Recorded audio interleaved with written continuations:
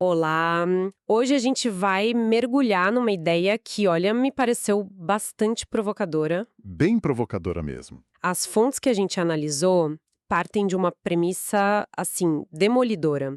A de que quase todo treinamento de vendas, de persuasão que existe por aí é como levar armas de brinquedo para um campo de batalha de verdade. Exato. E a nossa conversa hoje é sobre o que seria, então, a arma real. Uma forma de influência que não se baseia em roteiro, sabe? Mas que atinge o núcleo do sistema nervoso humano. Exatamente.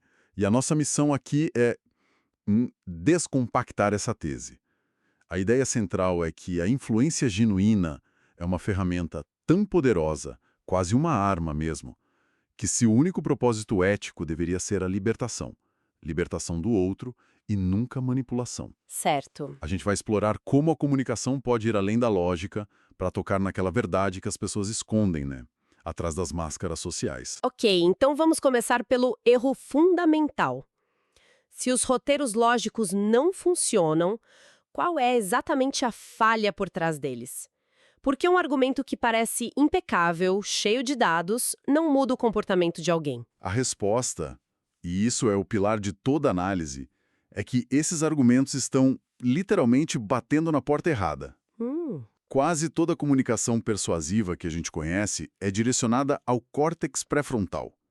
Pensa nele como se fosse o CEO da empresa, a parte mais nova do nosso cérebro. a sala da diretoria onde a lógica acontece. Isso. A lógica, o raciocínio, a linguagem.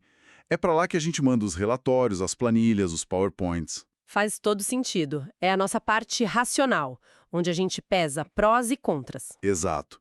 Só que tem um pequeno problema. O CEO não decide quem entra no prédio. A decisão de confio ou não confio, luto ou fujo, ela não é tomada lá em cima, Onde ela é tomada, então. na portaria, pelo chefe de segurança. E esse chefe de segurança é o nosso sistema límbico. O nosso cérebro mais animal. Exatamente. O cérebro mamífero. A parte que a gente compartilha com cachorros, com cavalos, é ali que moram as emoções, os instintos, a sobrevivência. É um sistema binário, sabe? Rápido e brutalmente eficiente. Quer dizer, então, enquanto o meu argumento superlógico está subindo pelo elevador para chegar no CEO O sistema límbico já decidiu se gosta da sua cara ou não. e já barrou a minha entrada no prédio. Perfeitamente colocado. O sistema límbico sente autoridade, ameaça, segurança em milissegundos. Muito antes do córtex ter tempo de ler a primeira frase do seu argumento. Caramba. E as fontes dão vários exemplos disso.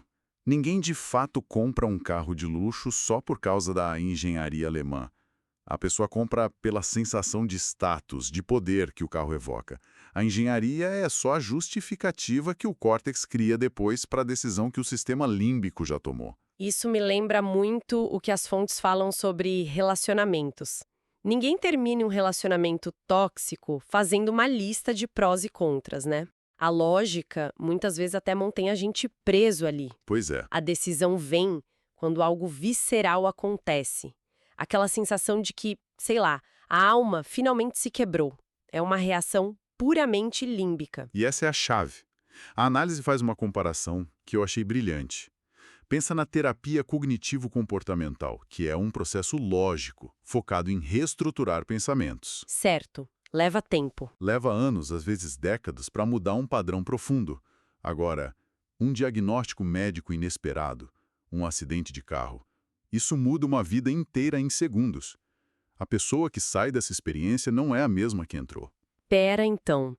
A ideia aqui é que uma influência de verdade de alto impacto e um trauma operam no mesmo nível neurológico? É uma afirmação bem forte, É uma afirmação radical. mas é o centro do argumento. Os dois contornam o filtro lógico do córtex e falam direto com o sistema de sobrevivência. A influência real não é um processo de convencimento, é um evento, um momento de clareza tão intenso que ele reorganiza a percepção de realidade da pessoa. Ok, se o verdadeiro tomador de decisões é esse cérebro animal focado em sobrevivência, como é que a gente começa a falar com ele? Ele não entende planilha, não entende argumento. Que língua ele fala? Ele fala a língua da verdade, da segurança, do reconhecimento. E é aqui que entra o segundo conceito fundamental das fontes.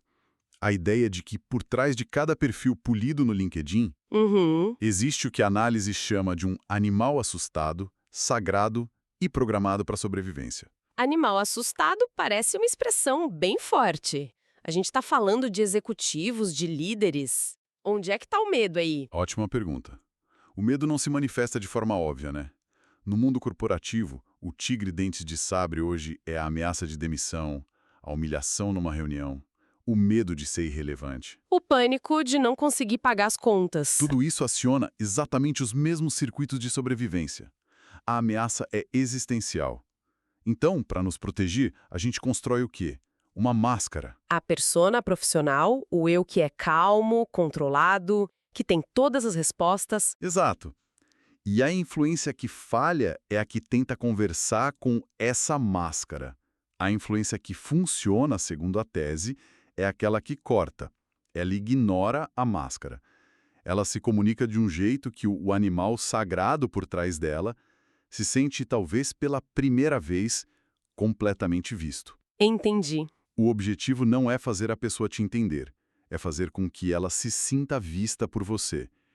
E a diferença é abismal. Isso muda completamente o jogo. Não é sobre ser compreendido, é sobre fazer o outro se sentir reconhecido num nível fundamental.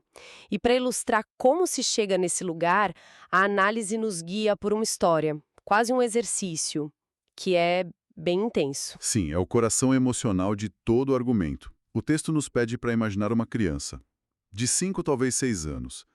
Pensa nela, cheia de vida, barulhenta, espontânea, sem filtro nenhum. Pura expressão. Pura expressão.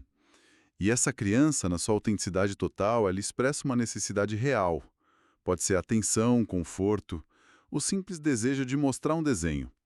Algo que vem do fundo do ser dela. Certo. E a resposta que ela recebe do mundo adulto, talvez de um pai ou mãe exausto, é um agora não, um tom ríspido, um olhar de reprovação, uma mensagem que diz: isso que você é demais, é inconveniente, pare. Nossa. E naquele momento, algo crucial acontece. Não é a mente da criança que processa isso, é o corpo dela. O sistema nervoso dela aprende, num nível pré-verbal, uma lição de sobrevivência devastadora. Ser eu mesmo é perigoso. Exato. Ser eu mesmo, em minha totalidade, tem consequências. Causa dor, causa abandono. É pesado pensar nisso. É quase desconfortável imaginar quantas das nossas decisões hoje são governadas por uma lição aprendida aos 5 anos, da qual a gente nem lembra. Vou ser mais fácil de lidar. Vou precisar de menos. Vou rir quando quiser chorar. Vou permanecer pequeno se isso garantir que eles fiquem por perto. E a tese é que nós honramos esse contrato pelo resto da vida. A mente esquece que assinou, mas o corpo se lembra. O corpo nunca esquece. Esse contrato se manifesta toda vez que um adulto engole o que realmente pensa numa reunião para não criar conflito. Toda vez que alguém aceita um salário menor. Toda vez que a gente diz, tá tudo bem, quando por dentro a gente está desmoronando. É o contrato sendo executado em segundo plano. É um programa rodando no nosso sistema operacional biológico. E a prova de que isso não é só uma teoria bonita é a reação que a própria história causa em quem a ouve, né? As fontes descrevem uma reação física quase universal. Sim, um aperto no peito, um nó na garganta, os olhos que marejam. E o ponto crucial é que ninguém escolhe sentir isso. O seu córtex pré-frontal, o CEO, ele não recebeu um memorando e aprovou a liberação dessa emoção. Ela simplesmente brotou. Ela brotou de um lugar mais profundo. Nesse momento, o sistema límbico, o chefe da segurança, não apenas abriu a porta, ele escancarou os portões. E o que aconteceu ali foi a demonstração da verdadeira influência. Exato. O que foi comunicado não foi um argumento, foi o que a análise chama de uma verdade com V maiúsculo. Uma verdade contada de um jeito que o corpo não consegue ignorar, porque ele a reconhece como sua própria história. É o poder de mover a realidade interna de alguém, sem truques. Isso me leva a uma questão crítica. Se essa capacidade de contornar o cérebro lógico é tão poderosa, o que impede que isso se torne a ferramenta de manipulação mais perigosa que existe? Onde fica a linha? Essa é a pergunta mais importante de todas. E a distinção que as fontes fazem é a conclusão de todo o raciocínio. A resposta está no resultado e na intenção. A manipulação, ou o que eles chamam de influência placebo, é exatamente o que a maioria dos treinamentos ensina. E o que é isso? É falar com o córtex para ajudar a pessoa a decorar a própria máscara. Decorar a própria máscara. O que isso quer dizer na prática? Significa dar à pessoa justificativas lógicas melhores para ela continuar fazendo o que sempre fez. É como ajudar um prisioneiro a pintar as paredes da cela e chamar isso de melhora de vida. É reforçar a persona sem nunca tocar na necessidade real por trás. Por isso que esses roteiros parecem vazios, sabe? Operam na superfície. Não é um ato de controle, então. É um ato de restauração. Exato. É ver o animal sagrado por trás da persona e comunicar a ele: eu vejo você. Você está seguro. Você pode sair. E existem sinais físicos de que isso aconteceu? Sim, e eles são inconfundíveis. As fontes escrevem isso de uma forma muito bonita. Quando a influência real acontece, os ombros da pessoa caem, literalmente, como se um peso de décadas tivesse sido tirado. A respiração também, né? A respiração muda, fica mais profunda, como se ela não enchesse os pulmões de verdade há anos. Os olhos mudam. Há um relaxamento na mandíbula. E algo que a fonte descreve como sagrado parece clicar no lugar dentro do corpo dela. Não é uma concordância verbal, é uma transformação visível. Uau! Exatamente. E a conclusão é muito direta, até um pouco brutal. Se a sua comunicação, seja em vendas, terapia ou liderança, não está causando esse tipo de reação visceral, não é libertação. É ok, então. É, como diz a fonte, manipulação com bom marketing. Para se tornar perigoso da maneira certa, para ter o poder de realmente catalisar uma mudança, é preciso abandonar a linguagem da lógica e aprender a falar a língua do sistema límbico. A língua da verdade com V maiúsculo. Então, no fim das contas, a mensagem é que a influência autêntica não é uma técnica que se aprende. É uma capacidade que se desenvolve internamente. Começa com o trabalho de reescrever o nosso próprio sistema nervoso, de reconhecer aquele nosso contrato invisível. Só depois de fazer esse trabalho interno é que se torna possível se conectar com os outros nesse nível, onde a mudança de verdade acontece. É a única maneira. Você não pode guiar alguém para fora de uma prisão da qual você mesmo ainda não escapou. Isso nos deixa com um pensamento final para reflexão, algo que se conecta diretamente com a experiência de quem nos ouve. Isso levanta uma questão importante.